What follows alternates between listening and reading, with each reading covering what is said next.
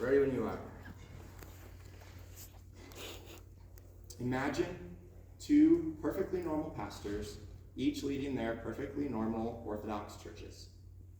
Both pastors faithfully exposit the scriptures. Both pastors love Christ. Yet, 10 years later, one church has drifted into worldliness, while the other remains steadfast. Why the difference? Because one pastor only noticed dramatic changes, while the other understood the effects of small changes over time and interceded before disaster. So how could a pastor be equipped, or better equipped, to understand this kind of change? Well, there's an entire field dedicated to this kind of study, the study of change, and that is called calculus. So today I will be arguing that pastors ought to study calculus, not because they need computational prowess, but because it's one unusually rich means by which the virtues that a pastor needs are cultivated. So calculus trains the virtues of a pastor that they should display to others. It reveals knowledge about God and man, and it serves their theological formation. Today, I will primarily be talking about how calculus helps pastors to know God better. This is also not to suggest that calculus alone cultivates these virtues, or that they are morally obligated to study it. Certainly, other disciplines can richly cultivate other kinds of virtues, including the virtues that calculus would cultivate in a pastor. Learning Greek will foster patience. History will deepen your prudence. Philosophy will sharpen your reasoning. So my claim is not that calculus alone possesses these goods, but that it gathers an unusually large number of them together within a single discipline, whose primary focus, change itself, is very pertinent to the pastoral ministry. So, first, getting to grow and know and love God and man better. Pastors have a difficult task. They need to know God themselves, but also they have to communicate biblical truths about God to others. One means by which they do this is through what we call analogical knowledge. Analogical, it's a fancy word, but it just means something shares similarities with something else. There may be some continuity, there may be some discontinuity. It's not totally the same, and it's not totally different. Analogical has the root word analogy, which implies its meaning. Okay? So the Bible, for example, uses analogical knowledge to teach us about how who God is and what he is like. For example, the Bible uses words like father and rock to describe what God is like, but not what he is. God is like a rock. He's not a rock, but he's like a rock because a rock and God are unchanging. They can protect you against danger, and they provide a solid foundation to build upon. So God is like a rock in that way. And that would be an analogical way to describe God and to know him. And so this is how analogical knowledge will help mankind to grow and love God better. And a pastor needs to be able to do this. Since the preaching duties of a pastor are dependent on analogical knowledge, pastors ought to study the works of God's hands, which provide those analogies, right? A rock is created by God, but there's something in a rock that helps us understand God. This can include calculus, which is a work of God's hand. Calculus supplies numerous analogies that illuminate certain aspects of God's revealed character to us. And that is extremely valuable in itself. Okay? An arsenal of analogical knowledge is the pastor's toolkit. So pastors will greatly benefit from a study of calculus because it provides a wealth of analogies for understanding God. Okay. Similarly, along with this idea, but moving forward, if pastors are going to lead the congregation of the church well, they need to understand God, but they also need to understand change. People change. And because of that, cultures change. Pastors need to understand how the culture of their church is changing in small but real steps. Remember those two pastors at the beginning? Yes. One of those pastors didn't understand that the church culture was slowly shifting into worldliness, while the other pastor was able to see the small changes in the church culture and then prevent it from going sour. One way to better understand the nature of change is to study calculus. Calculus is the mathematics of change. That's its definition. Open a calculus textbook, first sentence, calculus is the study of change.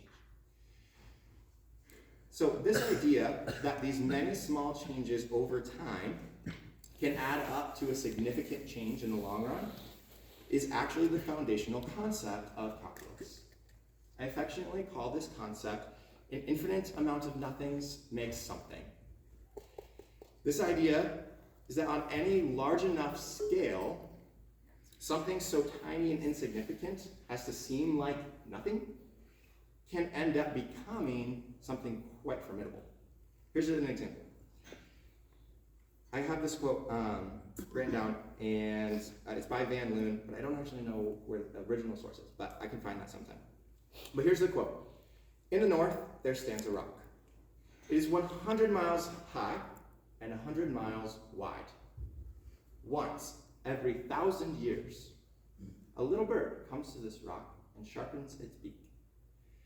When the rock has thus been worn away, then a single day of eternity will have gone by. Here, the little bird does something that seems so insignificant that most people would count it as having done nothing.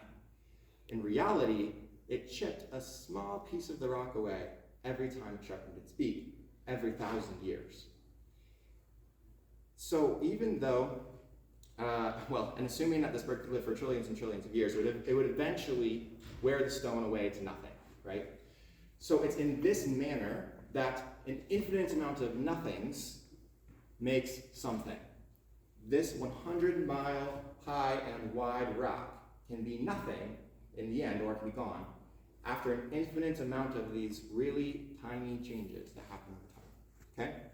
So this idea is super important for pastors to understand, because people and cultures change slowly but surely, right? Divorce does not happen overnight.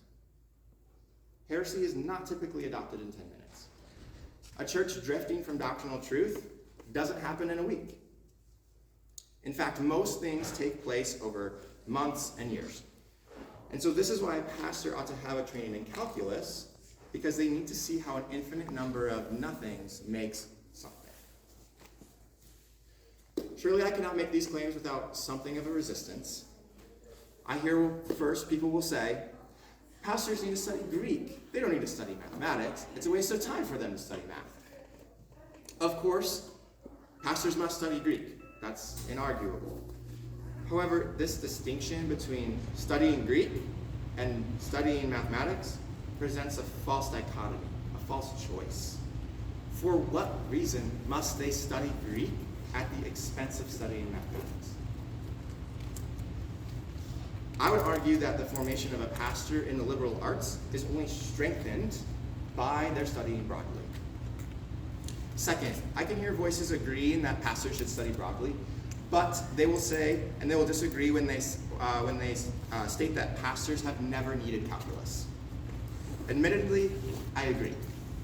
Pastors using derivatives and integrals to solve problems in ministry, that's unheard of, okay? Fortunately, that's not my claim. My claim is that pastors ought to study calculus because it's an unusually rich means by which the pastor may form virtues. I have not argued that a faithful pastor cannot fulfill his calling without calculus.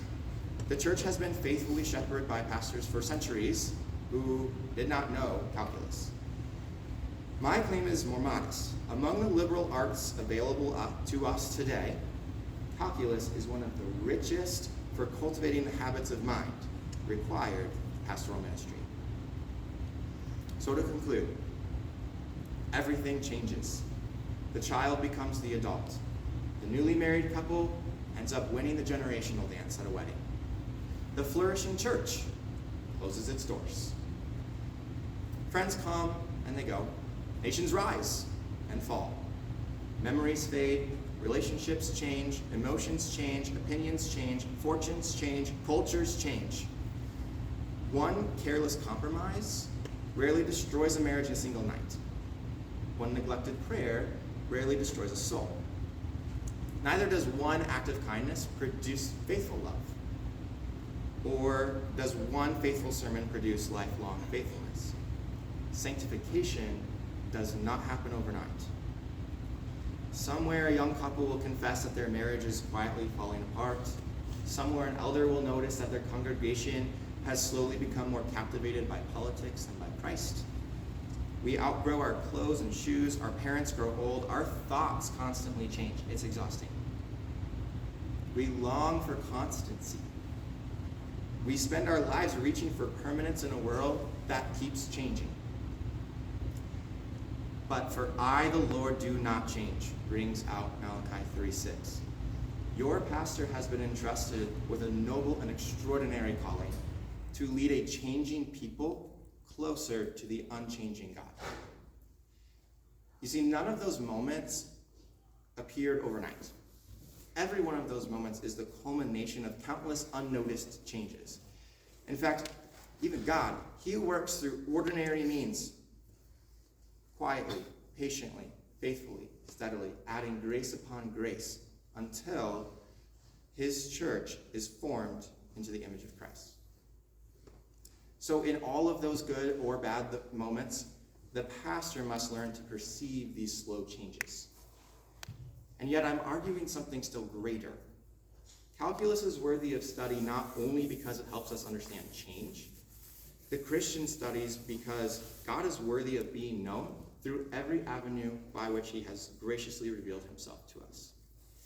Ultimately, calculus becomes a case study for what kind of person a pastor ought to become more than anyone, and how their affections should be shaped. And so may our pastors be blessed in their noble calling to bring believers to the unchanging King, to the Christ who is the soul's anchor behind the veil, to the fear of the Lord, and to the true and spiritual worship of him forever. Amen. Thank you.